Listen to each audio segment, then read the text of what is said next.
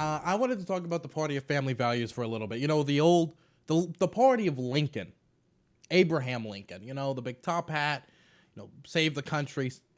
I wanted to check in on them, and I wanted to talk about a few people. Now, we all know that the Republican Party has a lot of like moral characters within it, like Roy Moore, who has been accused of multiple people to have basically sexually assaulted children while running for the race for Senate, and barely lost, and was still the nominee, and was still endorsed by Donald J. Trump. Then, of course, there's Matt Gaetz, who's currently in a sex trafficking scandal for underage individuals as well, with Venmo payments to those underage individuals. And now we have the next moral character of the Republican Party. Oh, and of course, there's Donald Trump, grab him by the pussy, and his own like soirees with sex workers. Not to say that's wrong, but hypocritical to say the least. But I wanted to get to the next stage of the moral character of the Republican Party, as we see that a Wyoming senator has talked about how he impregnated a 14-year-old girl when he was 18. To further supplement the fact that the Republican Party is the party of moral family values. Now, there's a million things I could talk about here. How the idea that the left are they like sex degenerates and they're the like the weird, creepy ones is always further being proven to be like just full of projection every single time one of these stories breaks. Or we could talk about the need for sex education, which Republicans seem to oppose, and then show time and time again why sex education is extremely, extremely, extremely important, like in this instance.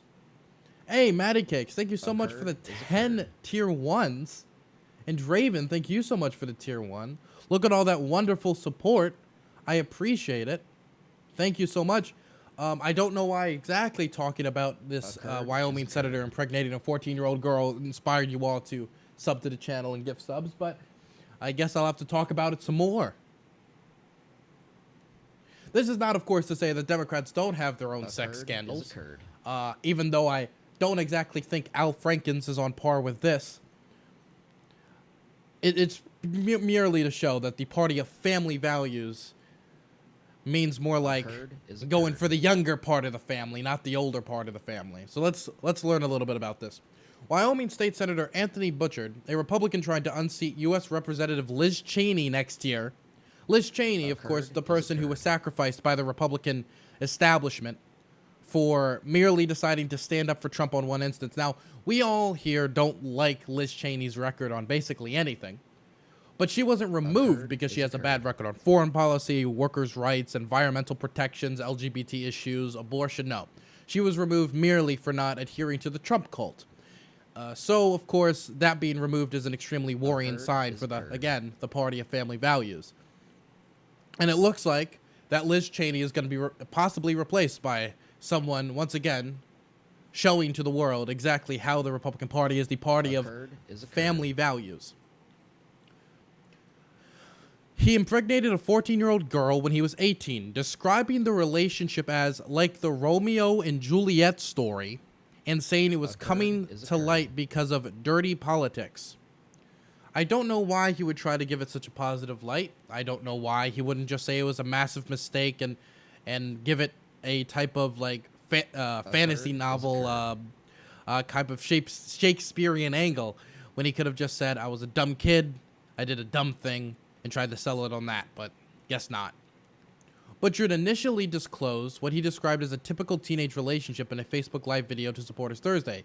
He later confirmed the girl's age to Casper Star Tribune. So bottom line, it's a story when I was young, 2 teenage girls, gets pregnant, he said in the video. You've heard these stories before, she was a little younger than me, so it's like the Romeo and Juliet story. Butch married the girl when she was 15 and he was 19. When both were living in Florida, they divorced 3 years later, he told the newspaper. So he married somebody under the age of 18 and then divorced them 3 years later. Again, a divorce. Once again, the party of lovely family values. You know, nothing screams to me morality, godliness, and the party of personal responsibility, like divorcing your underage wife. Matt, how many times have you had to divorce your underage wife? Do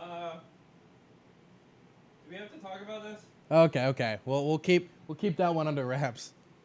So bottom line, it's a story when I was young. Bouchard's ex-wife killed herself when she was 20, he said. Online records list a woman with her name as being buried at Jacksonville, Florida cemetery in the 1990s. The newspaper chose not to identify the woman. Obviously, understandably, no reason to do that. Bouchard is at least 8 Republicans running against Cheney in 2022 after her vote to impeach former President Donald Trump for the January 6th insurrection at the U.S. Capitol. Now, I will say, with Donald Trump's long record on sex scandal and his relationship with Jeffrey Epstein, to be honest, if there's anyone that should replace Liz Cheney since she didn't adhere to the cult of Trump that is the modern Republican Party, somebody in his own sex scandal where he had to divorce his underage wife that he got pregnant at 14, who then went on to kill herself. You know, I feel like that's the perfect person for the Trump cult. Lines up perfectly with Roy Moore and Matt Gaetz, doesn't it? Bouchard said he decided to post a video to get ahead of the story about his previous marriage. In the video, he claims an unnamed reporter and a political opposition research company were driving the efforts together. He said he didn't think Cheney was involved in the disclosure, and Cheney spokesman Jeremy Adler denied any involvement. Bouchard and the girl were able to legally marry because Florida at the time allowed marriage at any age with a judge's approval if a pregnancy was involved and a parent consented. A lot of pressure to abort the baby, I got to tell you. I wasn't going to do it, and neither was she. And there was pressure to have her banished from the family, just pressure. His son had become almost estranged from him after making some wrong choices in his life. Bring it on. I'm going to stay in the race. We're going to continue to raise money because my records stand on its own. I wouldn't be surprised if donations flourished after this.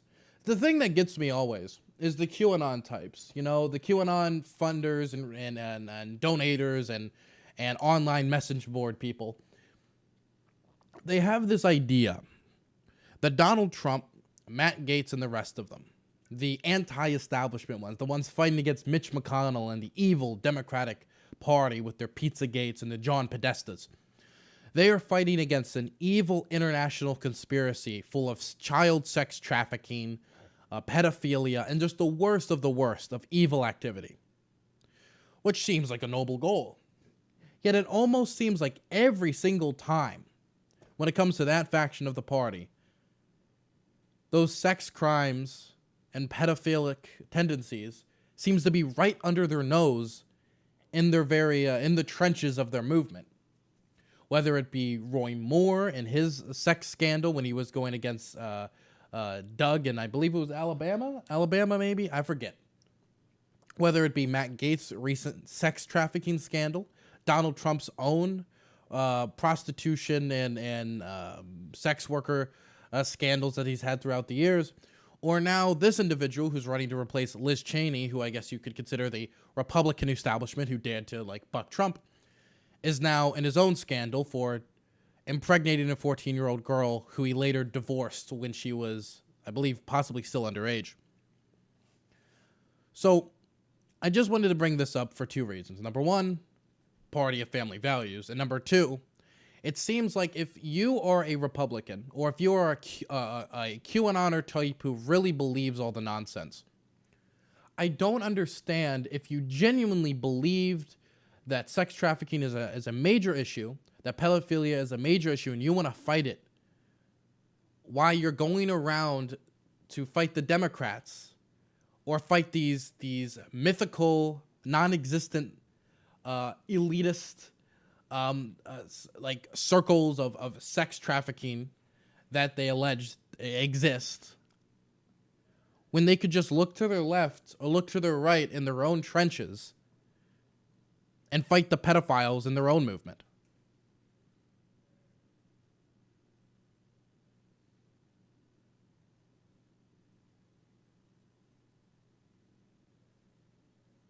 Anyway, just wanted to bring this up. Party of Christian family values. Oh, God. Ridiculous TV has sent me a message. I'm sure it is a rational message that is worth my attention. Let's check it out. Let me check it out over here.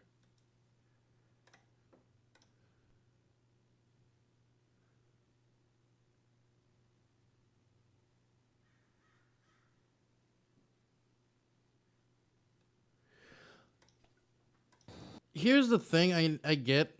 Joe Biden will say some pretty awkward stuff, and this comment is really weird. I will admit.